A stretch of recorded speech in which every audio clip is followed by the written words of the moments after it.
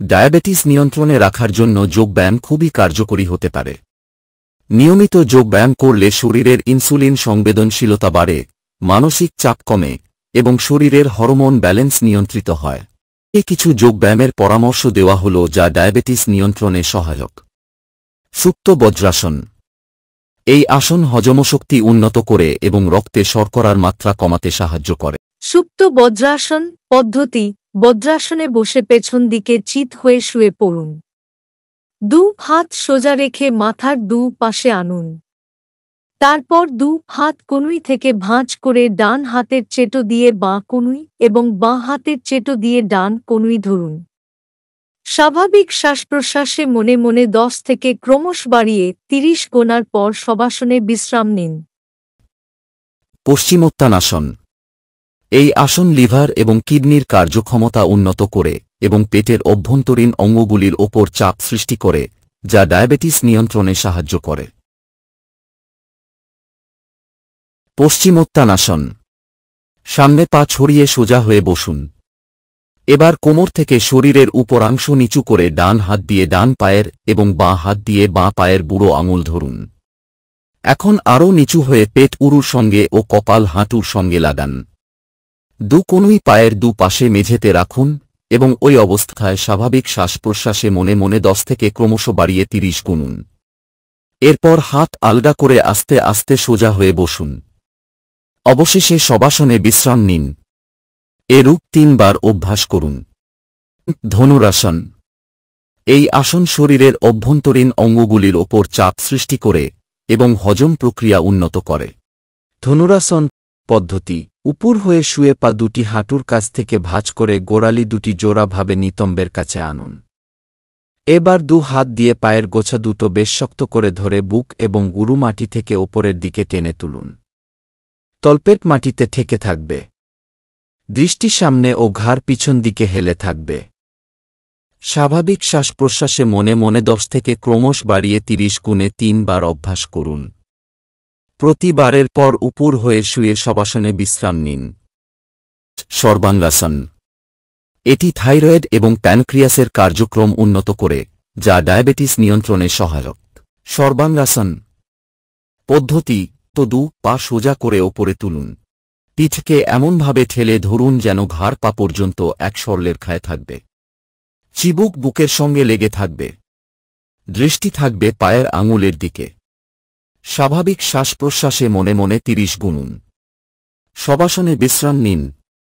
এভাবে 3 বার অভ্যাস করুন। প্রাণায়াম। শ্বাস প্রশ্বাস নিয়ন্ত্রণের এই প্রক্রিয়া মানসিক চাপ কমাতে, রক্ত সঞ্চালন উন্নত করতে এবং হরমোন ব্যালেন্স ঠিক রাখতে সাহায্য করে। নিয়মিত অনুলোম বিলোম কিভাবে করবেন? হঠযোগ প্রদীপিকা অনুসারে যত ধরনের প্রাণায়ামের কথা বলা হয়েছে, অনুলোম বিলোম প্রাণায়াম সেগুলির মধ্যে অন্যতম।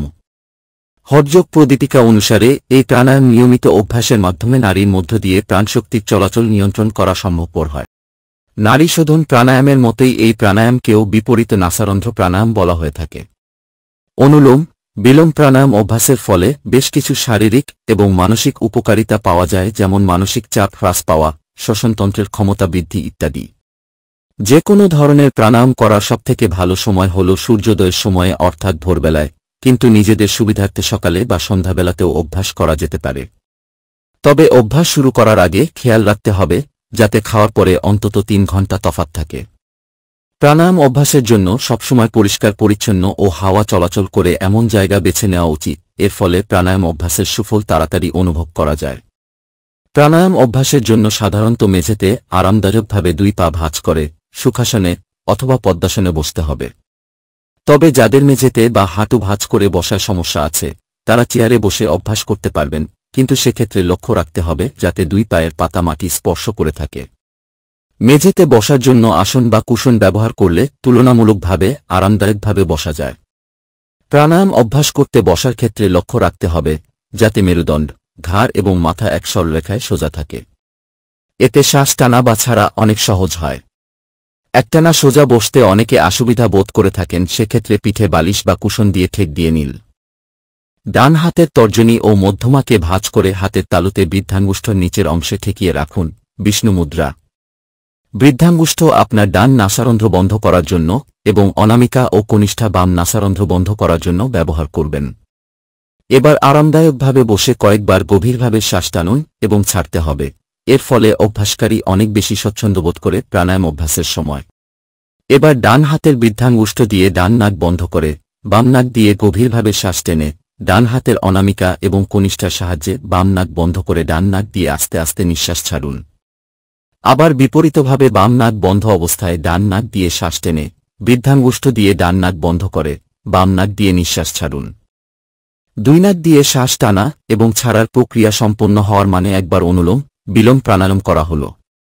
এই পদ্ধতি অনুসরণ করে প্রাথমিকভাবে 10 বার করে 3 সেট করা যেতে পারে। তবে 10 বার শ্বাস টানা ছাড়ার পরে অবশ্যই 30 সেকেন্ড স্বাভাবিক শ্বাসকার্য করতে হবে।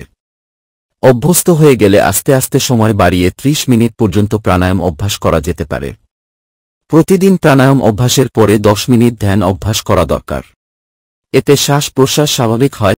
নাক বন্ধ করার সময় অযথা নাকের উপর জোরে চাপ দেওয়ার প্রয়োজন নেই। হালকা চাপ প্রয়োগ করলেই হবে।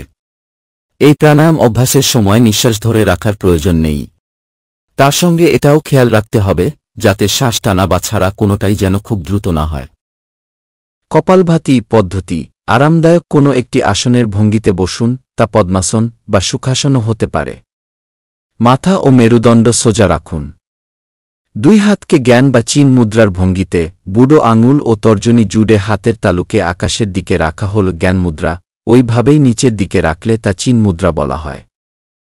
চোখ বন্ধ করে আরামদায়ক অবস্থায় রাখুন গোটা শরীর। স্বাভাবিক ও স্বতঃস্ফূর্তভাবে শ্বাস নিন। শ্বাস ছাড়ার সময় পেটের পেশির উপর চাপ দিতে হবে। দ্রুত শ্বাস নিতে ও ছাড়তে হয়। এইভাবে বার 10 দ্রুত গতিতে। এই পদ্ধতি অভ্যাসের পর মিনিট 2 স্বাভাবিক গতিতে শ্বাস নেওয়া ও ছাড়ার অভ্যাস করুন। সবে সবে শুরু করলে প্রতি 10 বারে একটি সেট করুন। 5টি সেটে সম্পূর্ণ হয় এই প্রাণায়ামের অভ্যাস। শবাসন। শবাসন মানসিক প্রশান্তি আনে এবং শরীরকে বিশ্রাম দেয়। পদ্ধতি: চিত হয়ে শুয়ে পা দুটি লম্বা করে ছড়িয়ে দিন। হাত দুটি শরীরের দু পাশে দেহ সংলগ্ন রাখুন। হাতের চেটো শিথিলভাবে থাকবে। দেহ অবশ হয়ে গেছে এ রূপ ভেবে মৃত ব্যক্তির মতো শুয়ে থাকুন। যে আসন যতবার ও যতক্ষণ অভ্যাস করবেন, শবাসনেও ঠিক ততক্ষণ অবশ্যই বিশ্রাম নেবেন। শ্বাস প্রশ্বাস স্বাভাবিক থাকবে। এছাড়া আরেক প্রকারের শবাসন করা যায়। তা হচ্ছে উপর হয়ে শুয়ে মাটিতে কান পেতে সমস্ত শরীর শিথিল করে শুয়ে থাকা। দু হাত শরীরের দু পাশে সংলগ্ন থাকবে। হাতের চেটো শিথিলভাবে পাতা থাকবে। যে সকল আসন উপর হয়ে শুয়ে করতে হয়, সে সকল আসনের পর এই শবাসন করণীয়। প্রতি আসনের পর শবাসন অবশ্য করণীয়।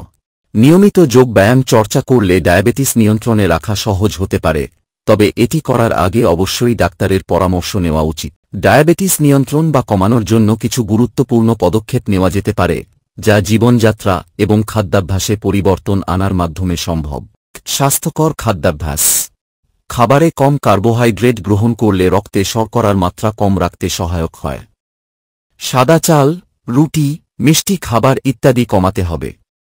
ফাইবার সমৃদ্ধ খাবার যেমন শাকসবজি, ফলমূল, লাল চাল, ওটস ইত্যাদি, এগুলো হজম হতে সময় নেয়, ফলে রক্তে শর্করার মাত্রা নিয়ন্ত্রণে থাকে। প্রোটিনের পর্যাপ্ত গ্রহণ, মাছ, মুরগি, ডাল, সয়া ইত্যাদি প্রোটিন সমৃদ্ধ খাবার রক্তে শর্করার মাত্রা নিয়ন্ত্রণে রাখতে সহায়ক। অতিরিক্ত স্যাচুরেটেড ফ্যাট বা ট্রান্স ফ্যাট এড়িয়ে চলা উচিত। নিয়মিত শারীরিক পরিশ্রম বা ব্যায়াম, যেমন হাঁটা, দৌড়ানো, সাইকেল চালানো রক্তে শর্করার মাত্রা কমাতে সাহায্য করে। ওজন নিয়ন্ত্রণ। অতিরিক্ত ওজন ডায়াবেটিসের জন্য ঝুঁকিপূর্ণ, তাই ওজন নিয়ন্ত্রণ করা খুবই গুরুত্বপূর্ণ। পানি রক্তে গ্লুকোজের মাত্রা নিয়ন্ত্রণে সহায়তা করে এবং ডিহাইড্রেশন প্রতিরোধ করে। ডাক্তারের পরামর্শ অনুযায়ী ওষুধ ও ইনসুলিন ব্যবহার করতে হবে। প্রয়োজন হলে নিয়মিত রক্তে শর্করার মাত্রা পরীক্ষা করা উচিত। স্ট্রেস বা মানসিক চাপ ডায়াবেটিস বাড়াতে পারে, তাই মানসিক চাপ কমাতে মেডিটেশন, যোগব্যায়াম বা শ্বাস প্রশ্বাসের ব্যায়াম করতে পারেন। এছাড়াও ডায়াবেটিস কমাতে বা নিয়ন্ত্রণে রাখতে ডাক্তারের সঙ্গে নিয়মিত পরামর্শ নেওয়া জরুরি। ভিডিওটি ভালো লাগলে লাইক কমেন্ট ও শেয়ার করুন আর নিয়মিত আপডেট পেতে চ্যানেলটিকে সাবস্ক্রাইব করুন এবং বেল আইকনে গিয়ে ক্লিক করুন।